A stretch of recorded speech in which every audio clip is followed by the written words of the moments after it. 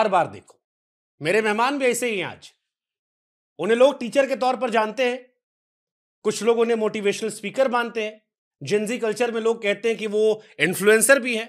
हालांकि वो खुद को कहते हैं कि गुरु हम शौकिया तौर पर टीचर है, पेशा हमारा कुछ और है। लेकिन आजकल नेता ही चल रही है। नाम है अवध ओझा जी। गोंडा नरेश देर आए दुरुस्त आए, लेकिन फाइनली आ गए यहां तक। बहुत टाइम लगा दिया सर आप यहाँ नहीं टाइम नहीं लगाए, सही टाइम पर आए हैं। क्योंकि कहते हैं जब कोई नई पारी शुरुआत होती है तो किसी अच्छे आदमी के साथ उसकी शुरुआत होनी चाहिए।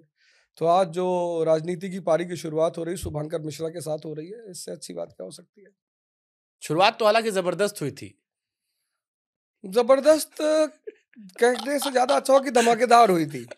क्योंकि एक लोगों को पता ही नहीं था कि कुछ होने जा रहा है, और एक बैग जिसको हम कहते हैं ना ब्लास्ट, कि आदमी सुबह उठा देखा कि अरे भैया तो आम आदमी पार्टी के हो गए हैं। तो बड़ा उसके कैप्शंस निकले, आम आदमी पार्टी के दामन में पहुंचे अवध ओझा, और बड़ा मजा आया। खैर धमाकेदार शुरुआत थी। अच्छा, हमने देखा जो आप वो ब्लू वाला जैकेट पहने थे, नीचे बुसर्ट निकली थी। हम कहे ये नेचुरल था या गहन चिंतन मंथन किया गया था कि शर्ट थोड़ा सा बाहर निकलनी चाहिए? नहीं, गोंडा में जिस शहर से हम आते हैं वहाँ बुसर्ट अंदर करने का मतलब कि आप डरपोक आदमी, बहुत सभ्य आदमी है, सुशील है। तो एक थोड़ा सा कहते हैं ना कि ज्योग्राफी का आदमी पे बहुत असर होता है। तो वो थोड़ी सी छाप जो है गोंडा की वो वहां झलक रही थी। गोंडक तो हम भी हैं। हाँ, हमारा पैदाइश गोंडक है। अरे तो आप पत्रकार हो गए ना, प्रोफेशन का भी असर आदमी पे होता है। तो प्रोफेशन के हिसाब से आपकी ड्रेस है और प्रोफेशन के हिसाब से आपका प्रोफेशन क्या है? क्योंकि कहते तो आप हो कि देखो गुरु हम शौकिया तौर पर टीचर ना, हम एक्सीडेंटल टीचर हैं। पेशा कुछ और है। हम एक्सीडेंटल टीचर है ना, वो पेशा कुछ और है। वो कौन सा पेशा है? पेशा है लोगों को रास्ता दिखाना, दिशा देना। उफ, ये मासूमियत खुदा असतो मां सदगमया, उनको असत्य से सत्य की तरफ ले जाना। गोंडा से काहे नहीं चुनाव लड़े आप? नहीं, मैं तो चाहता था गोंडा से चुनाव लड़ना, लेकिन शायद समय को ये मंजूर नहीं था, तो दिल्ली से शुरुआत कर दी है। हम अखिलेश यादव घर में बैठे थे, इंटरव्यू कर रहे थे। किसी ने हमसे कहा कि कैसरगंज से अवध जी लड़ने वाले थे, हो गया था मामला। हम के बाप रे, बीजेपी से प्रयागराज, अमेठी कांग्रेस, अब कैसरगंज सपा भी, बसपा तो चले रहा था। नहीं नहीं नहीं, महाभारत का जब युद्ध चल रहा था, समय जो होता है ना वो फिलॉसफी को डिफाइन करता है। अब श्री राम का जो समय है मर्यादा पुरुषोत्तम का समय है, दुश्मन भी मर्यादा में है। आज महाभारत का समय है।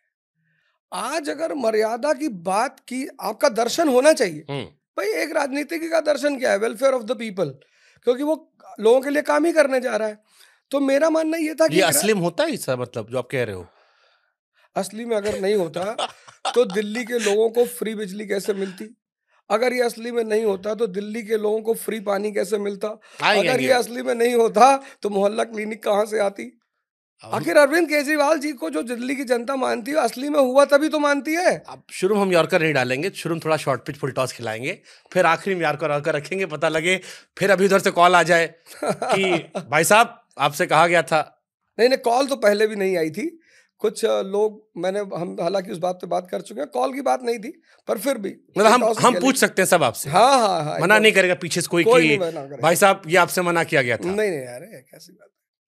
वो एम्बैरेसिंग था क्योंकि उसको लेकर काफी चर्चा हुई कि अवध जी बार बार कहते आए कि शिक्षा शेरनी दूध होता है, और पहला बड़ा इंटरव्यू एक सेटअप पे और वहीं पर कांड हो गया। ये कहा गया मत पूछिए, और अवध जी भी जो कहते थे कि यार शेर आदमी होना चाहिए, वो कहे भैया पार्टी फैसला करेगी। शेर का काम है दहाड़ना, हाँ, लेकिन जंगल में जब शेर ऑर्गेनाइजेशन में आएगा। बढ़िया सवाल दिया हमको। शेर का काम है दहाड़ना। हाँ। जब जंगल में है वो दहाड़ रहा है। शिक्षक, कवि, ये सब जंगल में जब घूमते हैं अपने अपने मंच पे तो दहाड़ते रहते हैं। हम स्कूल में थे, भाई आप स्कूल में थे तो आप प्रिंसिपल से कहते थे कि कल मास्टर सुबह 8 बजे फिजिक्स की क्लास नहीं होगी, ज्योग्राफी की होगी।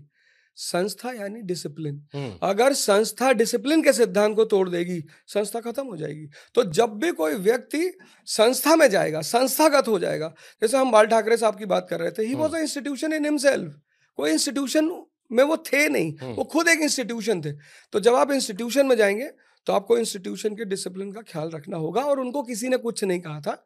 उनसे कुछ लोग बेचारे बाहर के कार्यकर्ता थे, उनको नहीं पता, उन्हें लगा था कि भाई ये अवध ओझा को ग्रिल कर रहे हैं, उसमें उन्होंने रोक दिया, क्योंकि इंटरव्यू तो बहुत अच्छा चल रहा था, मैं उनको जवाब भी दे रहा था।